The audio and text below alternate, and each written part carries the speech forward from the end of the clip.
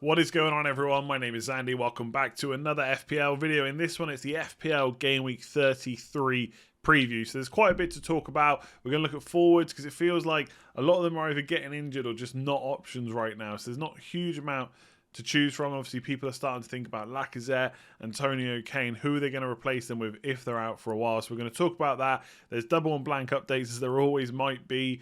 Second Man United attack is a bit more Q&A as well, plus a few other things that are going to be covered. So please do give it a like if you enjoy it. Hit subscribe if you're new around here. Let's jump into it. Right, don't switch off. I promise you I'm going to talk about this quickly, and not my usual quickly, right, where I ramble on for like 5-10 minutes. This will be quick.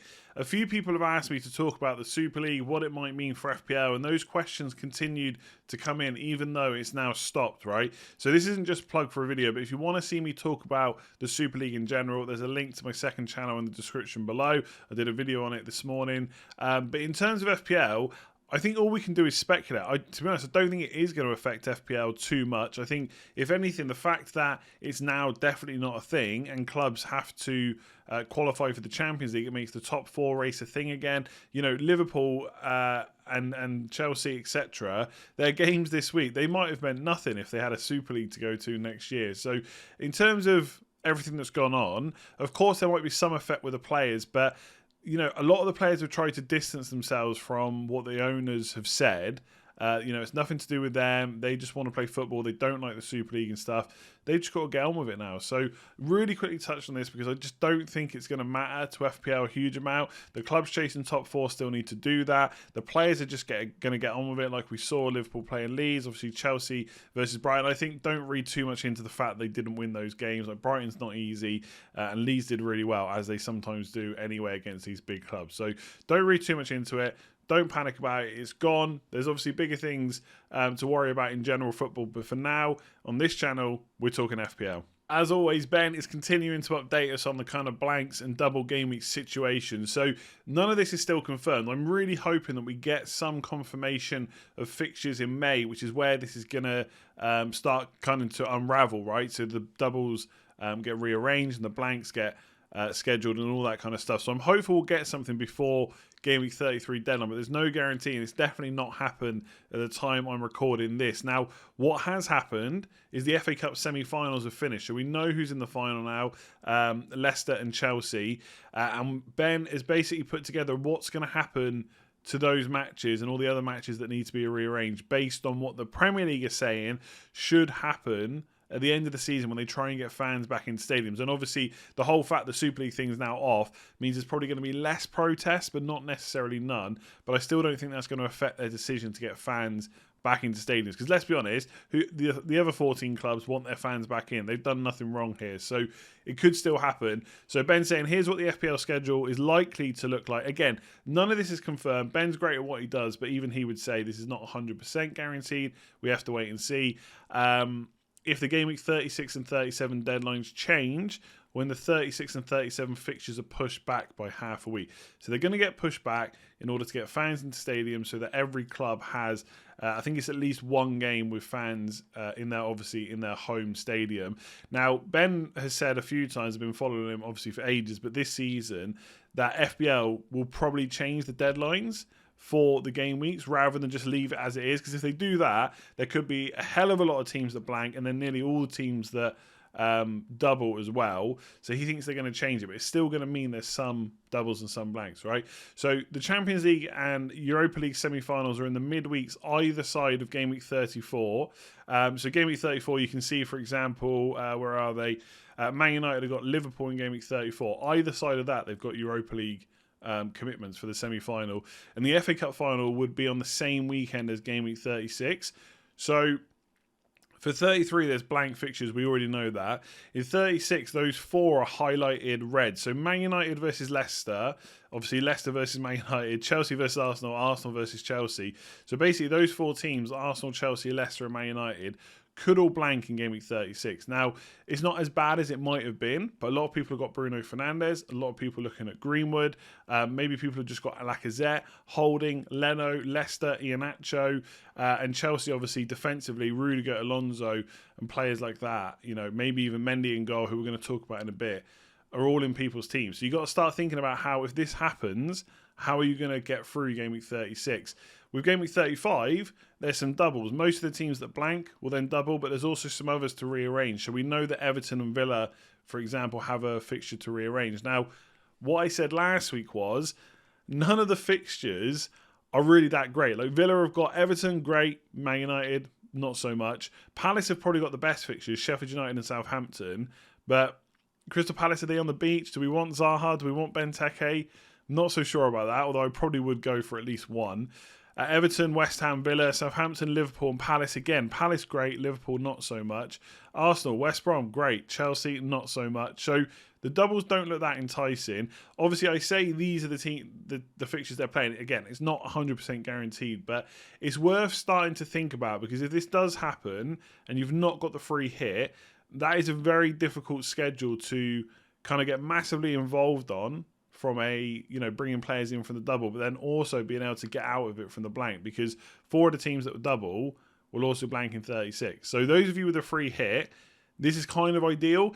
It could have been better if the fixtures were better. Like there was some really good fixtures that people couldn't necessarily go to because then their players would blank. But you've got to start thinking about it. I've not got a whole video on how to think about this, how to playing your transfers, because we don't know if this is confirmed. I don't want to go into too much detail. But with the free hit, it's going to depend on your team. How many players have you already got that are going to double, and how many have you got that are going to blank, and how can you deal with each of those situations? So for me, I look at those 4 teams where there's players blanking. I've got no Arsenal. I've got 2 Chelsea, one of which is Rudiger, the other one is Alonso. And one of those, guess who, could probably go anyway soon. Leicester, I've got Iheanacho and Vardy, and Man United, I've currently got no one. So I've only got 4 players from those 4 teams. So if I sell one, I can bench the other 3. If I sell 2 by Game Week 36, and I've not got many players blanking, then I can use my free hit to get on as many double Game Week players as possible. And look, if there are some players outside of those double game weeks, like Salah, Trent against Southampton, Man City against Chelsea, probably not so much. But you get what I'm trying to say. If there's players outside with single game weeks, I can still look at bringing them in because I'll be on a free hit. So that's the current situation. My advice would probably be, if you can roll a transfer this week, if we haven't got any news, it's probably still to do that. I know obviously the Spurs and Man City blanks in particular are causing problems this week, but we need as much information as possible before we start making plans. But it's definitely worth keeping this in the back of your head, because it's not often that Ben is completely wrong. So a bit like the Super League, I'm not going to spend loads of time on this because ultimately we don't know how this is going to affect Spurs. But Mourinho has left, and I feel like no one has talked about this because obviously all the Super League stuff was happening. And I'm not going to go through the statement, but that's the statement that Spurs put out. Ryan Mason will take first team training today, and an update will follow. Now that update's actually come out, and Ryan Mason's going to take control of the team for the rest of the season. They've still got EFL Cup final to play for. They've still got a top 4 spot to play for. So Spurs are definitely in our thinking, because although they got a blank this week, they play Sheffield United in 34 and Leeds in 35.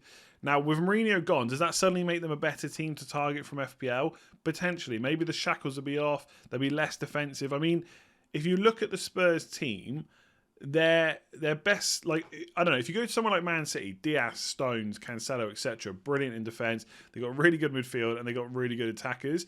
With Spurs, I'm not saying their defence is necessarily bad, but their key players with like world-class talent are in attack, right? Højbjerg in midfield's been great. Lo Celso, Ndombele, etc. are really good behind. But Kane and Son and potentially even Bale is where it's at, right? They're a lot better than the options they have in defence, or at least how they've performed in defence recently. So you'd like to think going forward they might try and capture that and kind of make them a bit more of an attacking team. Maybe Ryan Mason will want to put his stamp on and get them going from the get-go.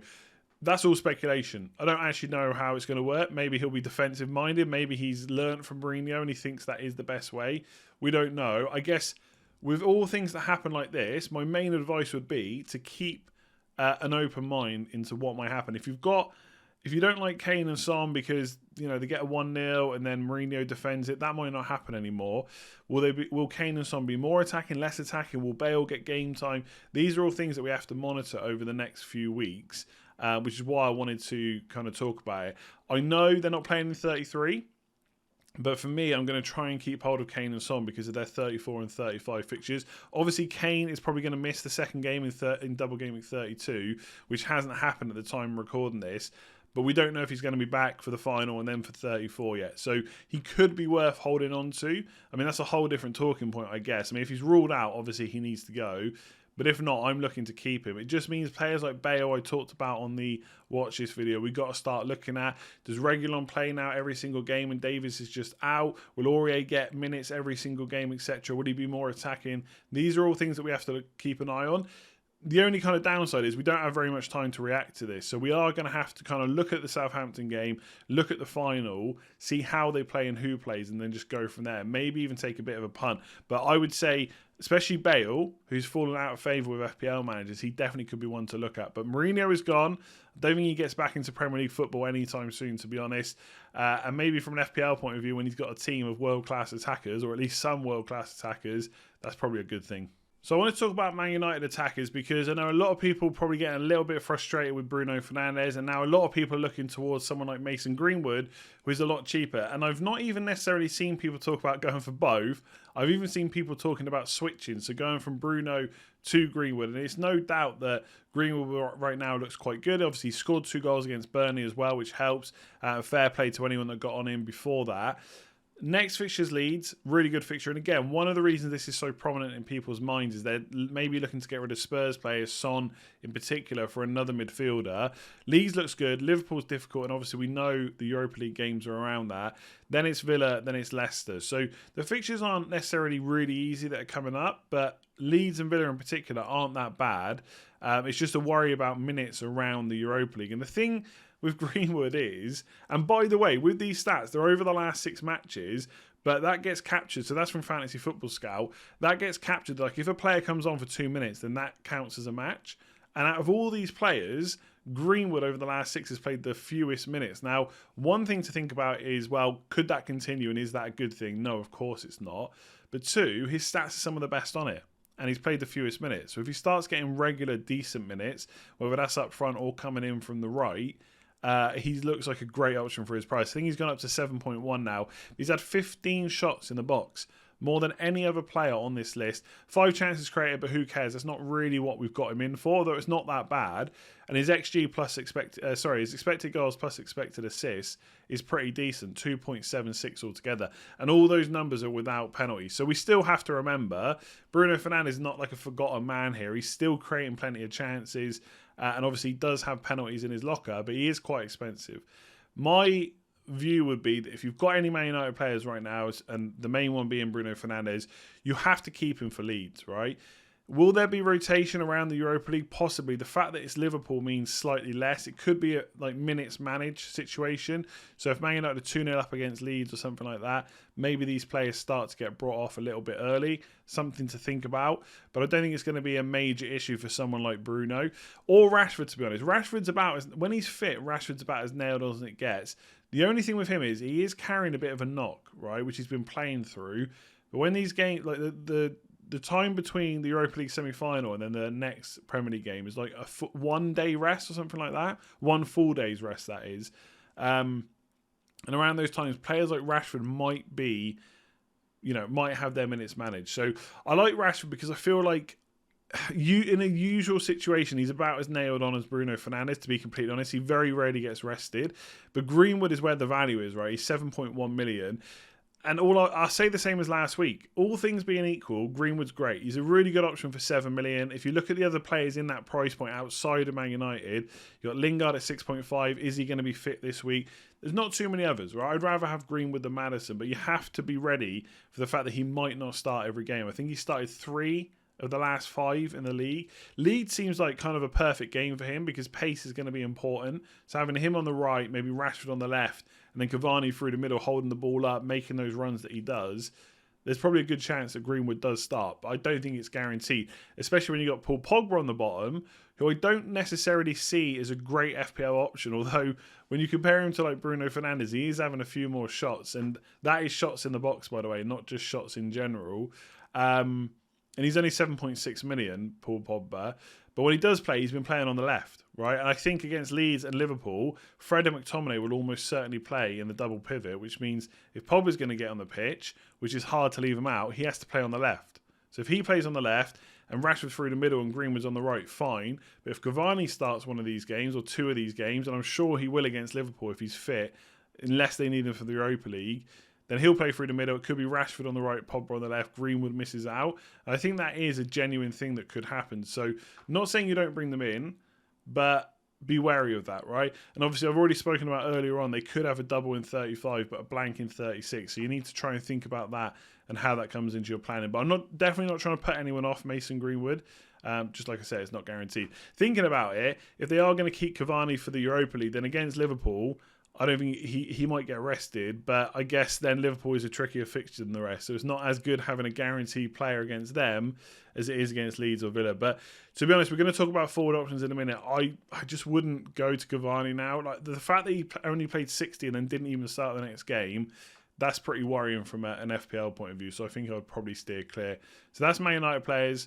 I think Bruno, you definitely keep for this week. After that, I think if you haven't got Salah or if you haven't got Kane if he's fit, there are better options for the running, in my opinion. But we know what Bruno can do on his day. Double digits like that out of nowhere.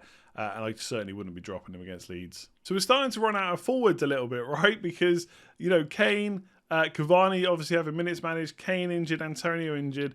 People have started to sell Bamford or don't necessarily want him because of the fixtures. And suddenly we're wondering who to get, right? And again, I don't know if Kane is going to be out long term. We're going to have to wait and see. But I thought it was a good time to talk about this anyway, just in case people are looking to make changes, right? So as it stands, I still think Vardy and Iheanacho are definitely worth looking at, just because of the next three fixtures. Palace, Southampton, Newcastle. It's about as good as it gets. They also might have a double in 36, but of course, they then would blank in 30... they'd have a double in 35. They then would blank in 36 if that happens, right? And we're still going to have to wait and see. I know I sound like a broken record, but what you got on screen is the next 5 game weeks for these players, and the numbers are their expected goals plus their expected assists per 90 minutes so far this season. One thing that strikes out to me straight away is, one, Vardy has still done really well. 0.61, right? That's not including penalties. That's still very high. So although he is getting older, I think he's 34 now. How many more years can he play at Leicester? I don't know. But he is getting into the right positions and getting his shots off. He is in a bit of a finishing slump right now, right? He's on a cold streak, definitely not a hot streak. But the numbers are still there to back up that he can do it on his day. Fingers crossed over the next 3. But what's more interesting is Iheanacho exactly the same. All right, and this is per 90, so the sample size is smaller for Iheanacho. But I think we've all seen it with the eye test, but also the stats back it up, that Iheanacho is playing extremely well right now and probably is slightly ahead of Vardy for shots, chances created and stuff like that over the last kind of 6 to 7 weeks. So if you're only going for one and you haven't got a way to easily get to Vardy, or if you want to keep your money in midfield or defence, whatever it might be, Iheanacho just looks great. And he's cheap enough that you could bench him in those trickier fixtures or after the double game week that might happen as well. So I like both of them. I'm doubled up on both, but I appreciate why people will be massively put off Vardy. The thing with Vardy is he's still got to play his game week 32 fixture. If he scores a goal, let's say he gets double digits, right? He gets 1 goal, 1 assist or 2 goals. Trust me, the narrative will change. Oh, he's in form now. The guy is doing well this season. He's getting into the right positions outside of penalties. He's doing fine. It just hasn't converted into goals and FPL points for a little while. But he's not the type of player where that will last that long. So that obviously the hope is that will come to fruition in the next 3. But obviously you can look at the West Brom game in 32 and take your pick from there or make your choice from there. Obviously Vardy's on penalties as well, and he's pretty much guaranteed to start when fit, which Iheanacho is not. But right now it'd be hard to drop him. So definitely not against Iheanacho. Great value pick. Arguably better than Vardy right now. But don't disregard Vardy completely, especially if Kane is out. Looking at the others, they've all got not slight issues to be honest, but Calvert-Lewin, we need to see if he's fit. If he is, I actually think Everton's fixture run is quite good. Villa, West Ham, Sheffield United, Wolves isn't that bad after Arsenal, and they've got a double to come in somewhere as well. And by the way, the good thing about Everton and Villa are when they double, they won't also blank. So if they double in 35, they won't blank in 36, so it's easier to carry them through. So I like Calvert-Lewin. Outside of Vardy or Iheanacho and Bamford, who's also 0.61 XG plus expected assist, Calvert-Lewin's next down, 0.57. Now, a lot of that will depend on how Everton's set up. I think he definitely wants to be the lone striker with Richarlison off the left rather than 2 up front. But let's see if he's fit and how that goes. And you could wait until after the Arsenal game. But I still like him. I haven't lost faith in Calvert-Lewin. I think people are going to start to overlook him, but I think he's a decent option. The problem with Leeds and Bamford is they've got Man United and Spurs in the next 3. Brighton away in the middle of that, which I'm not even sure is a green fixture because they tend to keep the score quite low. And I'm not saying we never buy him back because I will look at it from game week 36, which is Burnley away. But that's what will put me off. But if you're really not keen on Calvert-Lewin, you don't want the Leicester boys who've already got Iheanacho, and you don't want to, you don't want to stretch to Vardy, then bringing Bamford back in is not the end of the world. But Man United at home, I just don't fancy it. I've put Chris Wood in there just to fit 6 players on. I mean, the fixtures aren't that bad. Wolves, West Ham, Fulham, Leeds. His underlying stats, 0.43, XG and XA is okay. The problem with Burnley is, I don't know. Chris Wood's one of those weird ones where if you use stats, he always looks good. But when you watch the games, you're just not sure about it. Because Burnley go through these spells of just not getting the ball to him or getting the ball to him in bad positions, or it's just headers, which he's decent at. But it's much harder to score from a header than a normal shot. So I'm just not sure about him. I'd rather have Iheanacho. I'd probably rather have Watkins and Calvert-Lewin ahead of Wood. The thing with Watkins is the fixtures are actually quite good for Villa. A lot of people dumped them on game week 30 wildcard, especially Martinez. But West Brom, Everton and Palace in the next 4 is decent. And they have that double and no blank to come as well. The one thing with him is there's no Grealish. I would really want to see Grealish back into the team before I fully commit. But 0.49, most of that made up from expected goals, is pretty decent. Like, all these strikers are good for FPL options if they get minutes, which they do. Vardy, Bamford and Wood are all on penalties, which is worth considering. Obviously, Calvert-Lewin, Watkins and Iheanacho aren't. But yeah, I think the Leicester boys are quite short-term. Watkins could be a long-term option because of his price if Grealish gets back soon. I think Bamford's good for the end of the season, not now. Calvert-Lewin's probably a little bit underlooked right now.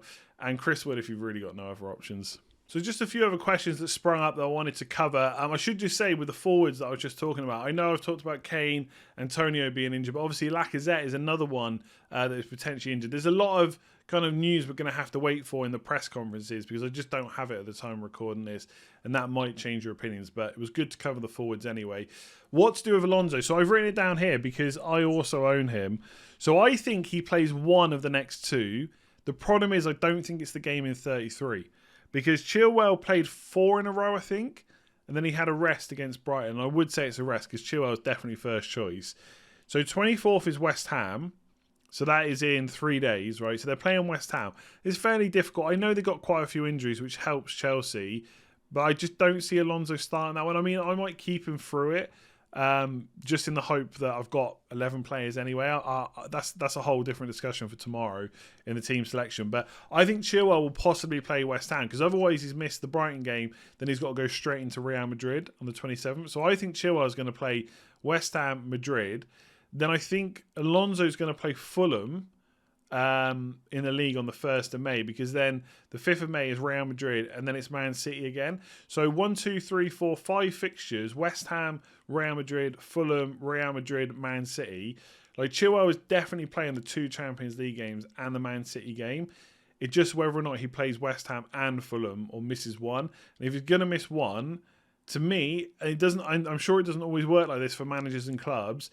It would make sense that he misses Fulham and Alonso plays there. As we know from, I think Klopp talks about a lot, like Neil talks about on the team news video on Fantasy Football Scout, that a lot of teams have this red zone, right? So they're not necessarily looking to rotate to protect, from the chances of a random injury. But if a player is close to like really needing a rest, they just get rested anyway. And it could be the same with Chilwell. Maybe he'll just play up until the point where he just cannot play anymore, and then Alonso comes in. So for me, you're going to have this worry every single week, and a lot of this is going to depend on the rest of your team. But I think once Fulham's done, I don't know if you can really expect too much from him after that. If you've got a good bench, like if you've just wildcarded, I do think he's worth keeping because he's such a talent an FPL talent when he plays. We didn't see it against Brighton, but to be honest, Chelsea didn't really create too much in there. Fulham would probably be a bit more of an open game and let him go forward. So that's the one I hope he plays, but otherwise you can probably just get rid at this point, to be honest, if you need that slot to be playing guaranteed every single week. What to do with Mendy? So he missed out. So Kepa hasn't conceded a goal under Tuchel. He's also played the last 2 games. This one's difficult. We need to wait to see what Tuchel gets asked around this situation in the press conference and hope that he gets asked, because he kind of told us that Kepa would play. Now, it wasn't any use to FPL managers because the game week had already started by the time we find that out. But if he says something like that again, then it's worth getting rid, because I think most people who've got Mendy are not happy with it anyway. So if it gives you the chance to get rid, then that's the time to do it. The problem is if you've got Forster as the backup, he doesn't play in 33. Right, so that's a bit of a shame. The other thing, you could keep Mendy and upgrade Forster to like Sanchez at Brighton potentially, who does play in 33 against Sheffield United. But ultimately, the other option is just to go for a double game week keeper, i.e. Martinez. Doesn't blank, does double, has those good fixtures I just talked about on the forward line, the West Brom, Everton, Palace, and he could be the one just to go back for. Just accept that. I wouldn't say it was a poor decision. I'd say it was a bit of an unlucky one. For them to concede against West Brom and then against Palace and then for him to miss out, I mean, that is horrible. I don't think anyone kind of predicted that. If Tuchel says he's going to play, you just keep him, right? I'm not saying he's going to give you that info. If he doesn't give you the info, that's a call to make. If you don't have a backup keeper, maybe you just bite the bullet and go for it at that point. And lastly, can Trent keep this up? A few people say, is he worth it? Should I break my... I still don't think you need to break your team apart, but I would consider trying to figure out how the hell you get him in, because I got him in 2 weeks ago. I'm just going to bring up my team now so I can have a quick look. So he scored 8 this week.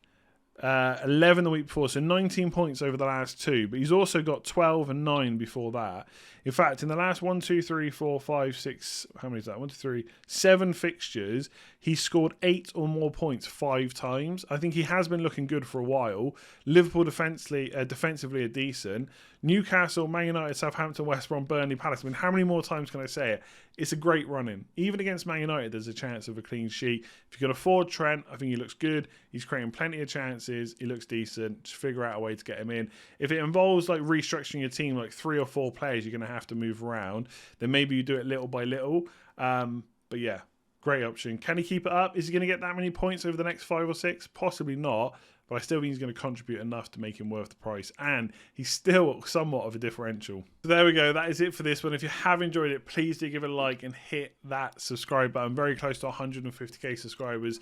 What a few days it has been. I almost felt like I just didn't... Not that I didn't care about FPL, but it just didn't feel that important. And so... Like, I've followed the matches, but in the run-up, like, I didn't even realise that Salah was benched until like a few minutes before the game. Last night, I didn't even watch the first half of Chelsea, and obviously I saw that Alonso and Rudiger ended up getting their clean sheets, which was great. But I feel like something's been lifted now that this Super League thing's gone. Again, like I said at the start of the video, it's not the end of the problems with football, and I've covered that on my second channel. There's a link in the description below. But it feels good. Today feels like a good day. We can get back to FPL without having to worry about there's something massive going on beyond it. I'm sure there's going to be repercussions and this saga will go on. But yeah, this channel is going to be FPL. Let's crack on with it. Team selection tomorrow. Captaincy on Friday. Deadline stream on Friday as well. Loads to go through. If you have enjoyed, like I said, give it a like and hit subscribe. And lastly, if you want to follow me or join me and support me on Patreon, there is a link in the description below. Thank you to everybody that has already signed up and supported this season. It has been much appreciated, and I will be doing a Q&A on there on Friday as well for more kind of specific questions about people's teams and stuff like that. I'll leave it there. Give it a like, give it a subscribe. Down with the Super League. See you soon.